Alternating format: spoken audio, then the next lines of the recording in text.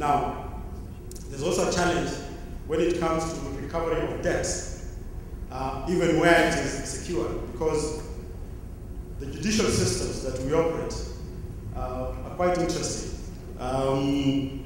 We notice that cases can take quite a long time within the courts. Files keep disappearing. You have to reconstruct files. And most of the debtors will run to courts to seek injunctions to stop any sale of the properties. And because the administrators of justice are not straightforward,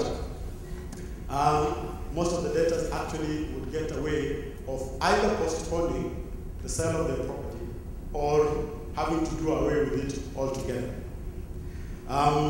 This challenge has been such a big challenge. For example, in Kenya, when we got the new constitution following the referendum we had in August, the first business that is being dealt with and which was provided for in the constitution is to have to vet all the judges afresh.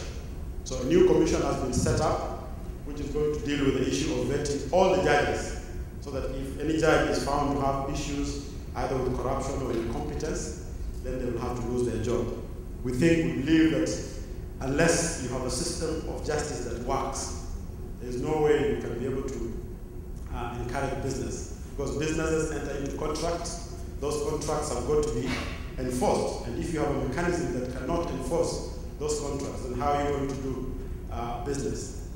Private debt collection is a new thing on the African continent. And that's why for most of us, the GCS partners, the cases that we get, and I've been seeing a number of cases referred through our organization.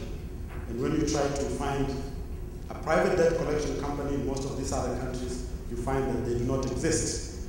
If you go to the lawyers, you face the same complication of what lawyers would do. Lawyers would have a standard way of doing their collection. And that standard way doesn't seem to work very well. But in a few places, private debt collection companies are now coming up, and we believe that with a little bit of support, they will become a major force within the credit industry. So what do we see happening and which is likely to drive business? There is a downward trend in interest rates. Interest rates are coming down. Interest rates on the African continent have been as high as between 30 and 40%. If you're talking about the spread, that is the interest rate between the savings, what you get on your savings and what you get when you borrow, you've had spreads of more than 15 to 20%.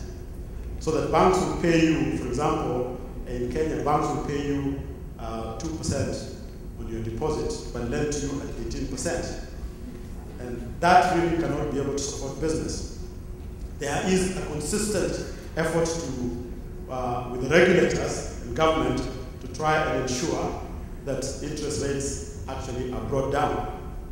But again, one of the challenges that we have is that the capital markets are not very well developed. And what banks have done is that the banks have crowded out other financiers. Most of the corporates that would have wished to issue bonds to raise money from the capital markets actually find it easier to go and take that money from commercial banks. What commercial banks do is they syndicate and are able to arrange very quick finance. But what happens is that if it was for CAPEX, capital expenditure, and we should have taken maybe 10, 15 years, if they syndicate and give you that money for 5 to 6 years, the cash flow, the impact on the cash flows becomes a challenge. And therefore it becomes costly, and what the corporates will then do is to pass that cost to customers.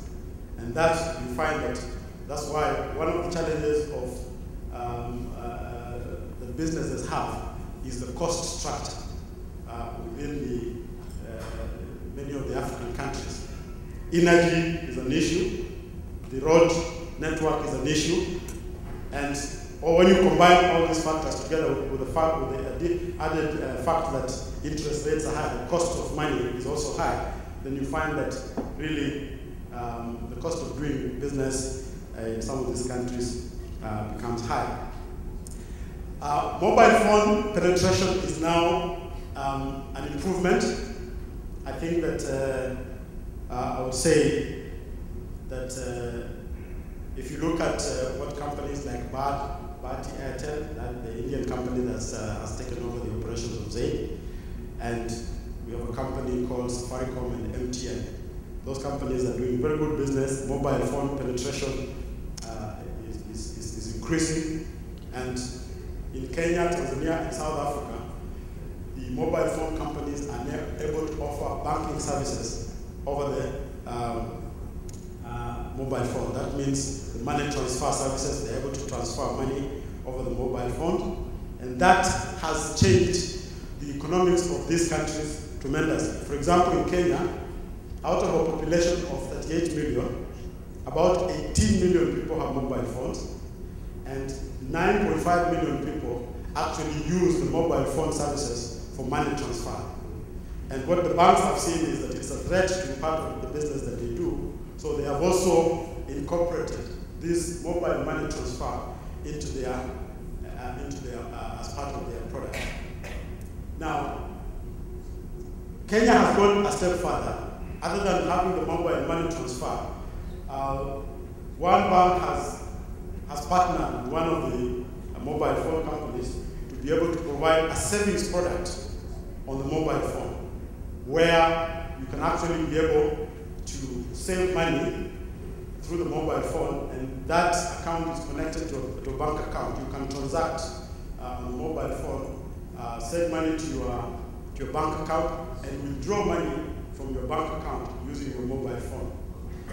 The impact that has had is that a lot of the money that was being kept in the mattresses has actually now been able to come out. And now a lot more people can actually access banking services in that part, which was really a challenge.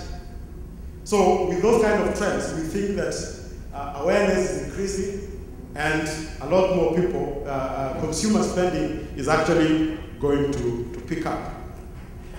Growth in capital markets, you're talking about South Africa, you're talking about Kenya, you're talking about Nigeria, you're talking about Egypt, and you're talking about a bit of Ghana. But part of the reason why the capital markets outside of South Africa have not been able to grow to the levels that would make economic sense is because of the sizes of the companies, and also the stringent conditions that have been set for a company to get a full listing.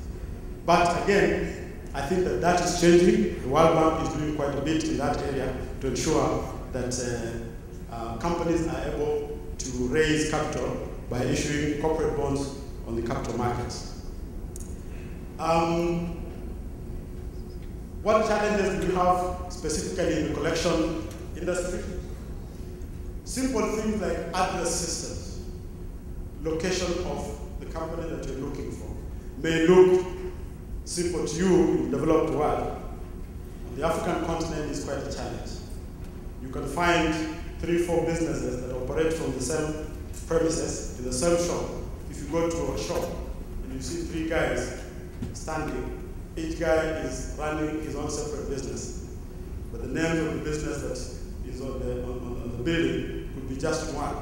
So if you ask me to locate that particular business, I'm unlikely to return, unable to identify. But that is a very common occurrence in this country. So address systems, how you locate businesses, is quite a challenge. In terms of also the tracing of assets, there are companies, creditors who may want to take their debtors to court because a debtor has become can't pay, won't pay, but he has assets. So you need to be able to enforce that recovery through a court of law. You need to be able to identify, do they have assets which you can be able to attach if you get judgment in your favor. Again, that is a challenge. So one of the things that I noticed is that when we are undertaking debt collection, it is not just debt collection per se. It is going to involve a trace and a debt collection. And that's why most of the time when you refer a case and you're asking what sort of price should we be charging, we look at it that it will take us a lot more time to trace this data than actually to collect the money from this particular data.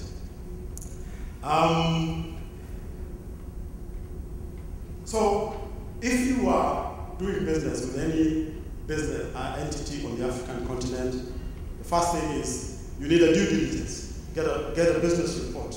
Be able to understand how do you locate this particular business. Does it exist? Is it registered?